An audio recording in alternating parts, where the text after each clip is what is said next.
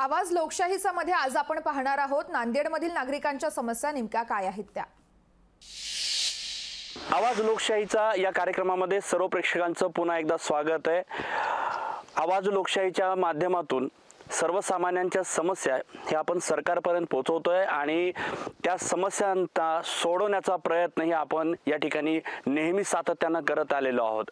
तर आता आहोत आपण नांदेड जिल्ह्यातील बिलोली आणि नायगाव या तालुक्यातील सीमावर्ती भागामध्ये आहोत।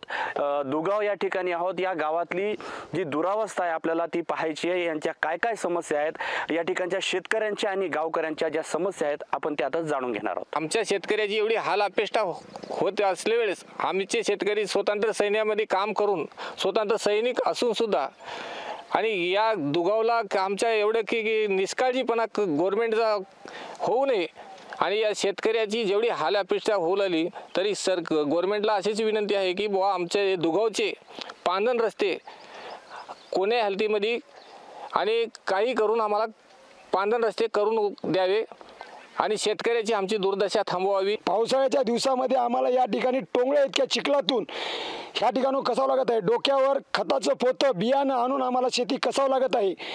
तरी ह्यामध्ये लोकशाहीच्या याच्यातून कुठेतरी आम्हाला आवाज उठून आम्हाला याचं कुठेतरी आम्हाला न्याय मिळावा ही आमची अशी नम्र विनंती आहे।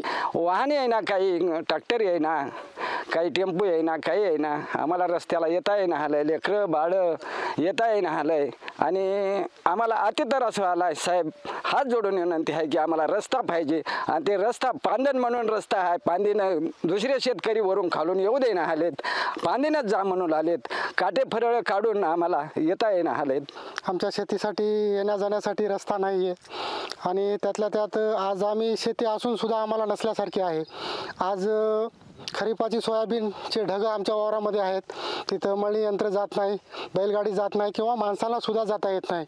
ही आमच्या शेतीची दयनीय अवस्था आहे। पांदन रस्ता होत नाही व आमच्या येथील आमच्या शेतकऱ्याला शेतीला जाण्यासाठी रस्ता नाही। 10 फुटाचा खड्डा या खोलीमधून आम्ही चालतो आणि त्यातूनच आम्हाला पावसाळ्यामध्ये आणि सतत त्यातूनच त्या पांदीतून जावं लागते। दोन्हीकडून झाडी असल्यामुळे आमच्या बाया पोरांना व आम्हाला जाण्यासाठी रस्ता नाही।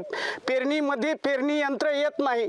आज सुद्धा आमच्या शेतामध्ये ढगा आहेत, ते ढगा आज आम्ही मळणी यंत्राने काढू शकत नाही। आम्ही प्रशासनाला कित्येक वेळा मागणी करून देखील प्रशासन आमच्याकडे दुर्लक्ष करीत आहेत। जर या स्वातंत्र्य सैनिकाच्या पत्राची प्रशासन दखल घेत नाही तर आमच्या शेतकऱ्यांकडे कोण लक्ष देणार। आमच्या शेतकऱ्यांना पंचायत समितीचे गटविकास अधिकारी म्हणतात की मुंबईहून रस्ता मंजूर करून आणा तुम्ही आणि आम्ही तुम्हाला रस्ता करून देऊ। तरी माननीय श्री साहेबांना मी अशी विनंती करतो की हा रस्ता करून द्यावा, हीच नम्र विनंती। याच्यावरती आता प्रशासन काय उपाययोजना करणार आहे किंवा जिल्हा प्रशासन आहे याच्यावरती काय उपाययोजना करणार आहे। वारंवार मागणी करूनही हा रस्ता होत नाहीये, म्हणून आता तरी या प्रशासनानं या शेतकऱ्यांच्या कैफियतकडे लक्ष द्यावं हीच माफक अपेक्षा। कमलाकर बिरादार, लोकशाही मराठी, नांदेड।